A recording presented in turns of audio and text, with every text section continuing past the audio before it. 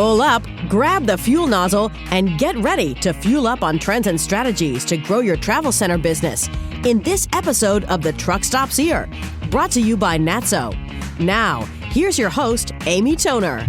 Hello, and welcome to today's episode of The Truck Stops Here. I'm your host, Amy Toner. You are listening to The Truck Stops Here, NATSO's podcast. NATSO is the National Trade Association for Truck Stops, and our mission is to advance the success of truck stops and travel centers, and this podcast is just one of the many ways we do that.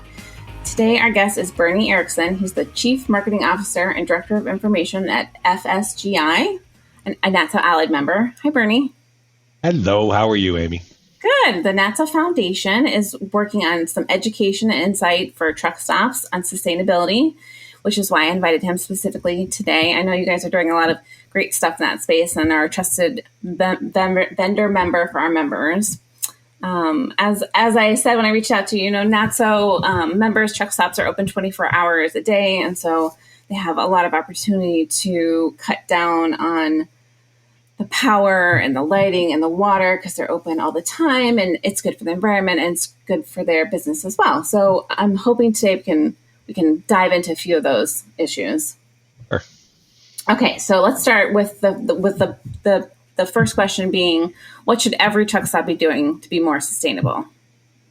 Well, one of the first things that everybody stops with, truck stops included, is lighting. It's the easiest and first step for most businesses to start saving energy immediately and also improve their facilities. HVAC units offer a lot of opportunity for energy savings as well. And then some of the more advanced customers are, getting into utilizing building control systems that can further reduce costs on everything from the lighting and the HVAC to refrigeration units and even ice makers. Okay. All right. So that's the starting line. All right. As I said in the beginning, truck stops are open 24 hours. And so they also have a lot of lights inside, outside, canopy. I'm sure low energy lighting, it just makes sense, at least to me. What advice would you give on lighting? Sure. Well, when truck stops think of efficient lighting, usually, as you mentioned, canopies. That's the first thing that comes to mind. A lot of times, it's driven by the petroleum suppliers, and they have promotions that subsidize down costs. That's the first thing people see, right? It's right over the moneymaker, over the pumps. But it's really just the tip of the iceberg of what people can do. Interior lighting fixtures, the canopy is on, depending where you're at, but the canopy is not normally on maybe 4,000 hours a year. But the interior fixtures are typically on 24 hours a day, 7 days a week. And the LED solutions for inside are pretty easy to implement. And you can cut your costs in half if you have, fluorescents that are existing. It could be as easy as just taking out a light bulb and putting in another one, or you might want to think about a new fixture to really refresh the look of the space. Refrigerated cases. Some people, all the new cases are coming with LED lights in them. But if you still have any fluorescent lights in your refrigerated cases and coolers, this is a proven technology and really a no-brainer. And then lighting controls make a lot of sense inside, restrooms, showers, storage rooms, areas that the lights don't have to be on all the time. The technology has really improved, and they're very reliable. People are not going to find themselves in the bathroom in the dark with those anymore. They work well. Then when we step outside, you think of the canopy, but a lot of people forget the site lighting. There's lights on the poles, lights on the buildings, and energy savings, again, are first and foremost. The LED will cut costs 50 to 75% on those outdoor lights. But another benefit, a lot of times those lights are high pressure sodium, that pinkish yellow light, like you see still on some of the roadways. So you got the crisp white light on the canopy, and then you got the yellow high pressure sodiums in the surrounding areas. Change that site lighting and you really improve the color. You get rid of the depreciation with that old metal halide. The old HIDs that are typically outside, you get a quick power outage and it takes up to 13 minutes for them to come back on. Not the case with the LEDs. They go off, they come right back on. And they last a lot longer. And you can even, if you want to, get into dimming those lights outside. Like if you say, for example, you have very low usage between 2 a.m. and 5 a.m. or something, you could dim back and have a sensor and have them pop back up to full brightness if someone visits the plaza. Okay. All right. What about water consumption? What ways should truck stops be looking to reduce their water consumption? Well, lots of ways these days to save water out there. Toilets, older commercial toilets can use 3 to 7 gallons of water for every flush. Now the current federal standard is under 2. It's 1.6. Same thing on the urinals. They have lower flow urinals that can be as low as 0.5 gallons per flush. And then they also have waterless ones, right, where you don't have to flush them at all. Dishwashers, the commercial dishwashers certified by Energy Star are on average 40% more energy efficient and 50% more water energy efficient than competing models. So you're using less water and less electricity to run them. Ice machines, Energy Star certified commercial ice cube machines are about 10 to 20% more efficient on water. And shaved ice machines are about 16% more efficient. So all of those appliances, particularly if you're looking to replace them anyway, great opportunity to save energy. All right, what about solar panels? Any advice on solar panels?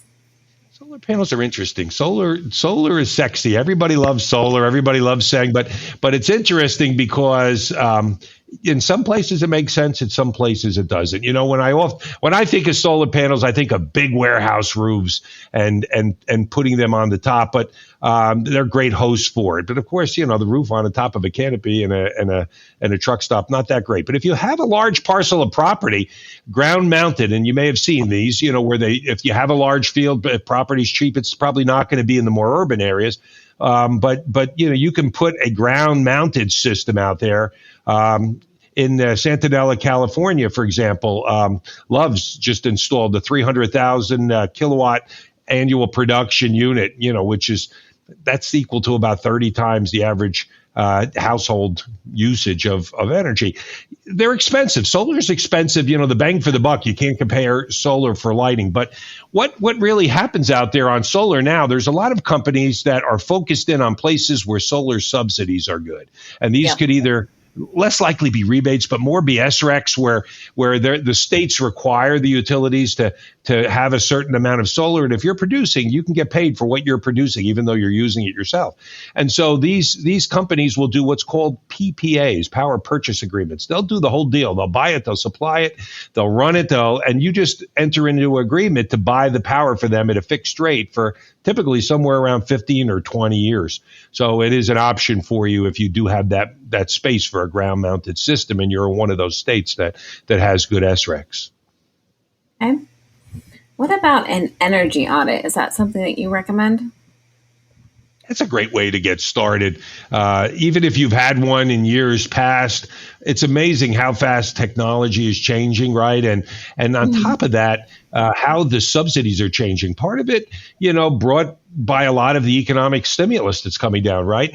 And part of it, coming from this electrification of America, where we're looking to reduce the production of greenhouse gases and really electrify greater amounts of things like heating, that we might have thought would be great for gas, but because it's a fossil fuel, they're subsidizing in some areas the electric. So, you get an audit, they quantify it, what the opportunity is for you, what the cost is, what the payback is, what subsidies are available, and what your return is. And you could rank the different things that are on that audit. Maybe you want to do one, maybe you want to do another, but great place to start.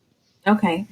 We've touched on this a few times, but what about incentives? Do you have any advice on finding or using or taking advantage of utility incentives?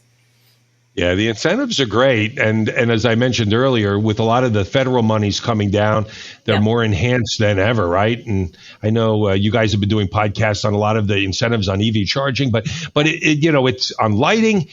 We've had incentives for lighting for so long, and for a while, people are saying, how long are they going to last? Or how rich are they going to be? Who's going to use anything other than LED anyway? And what the heck? I mean, there are places and states in the United States where we're, finding you can buy and install exterior site lighting and indoor fixtures for $1. The incentives are so lucrative, right? There's other places that they're not quite as lucrative, but they're great. Another program that a lot of the utilities in the country have that many of your members potentially could qualify are what they call direct install programs. And these are comprehensive rebate programs. A lot of the other ones I'm I'm talking about, they're prescriptive and they have a dollar rate, and, an outdoor exterior, pole mounted light may get a $300 rebate. Use it how you may. But these direct install programs are comprehensive, and they'll include lighting, HVAC, hot water, sometimes even appliances like we talked about, like the ice machines.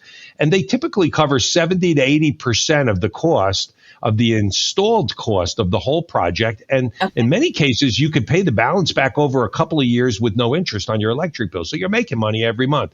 And these programs they're not meant for big, huge facilities. They're meant for smaller facilities like a truck stop or a convenience store. So they kind of play very well for that customer. Okay. We'll have to add a link to that in the show notes. Are there any truck stops or C-store members that you think really excel in this space? One that I'm aware of, I'm sure many do, and I mentioned before about Love's doing that solar work, and I had been following that, I'd read that, but Circle K is a good example of a customer that has always impressed me as, being really good at the comprehensive, not just cherry picking the easiest things or the things with the quickest paybacks, but going deeper.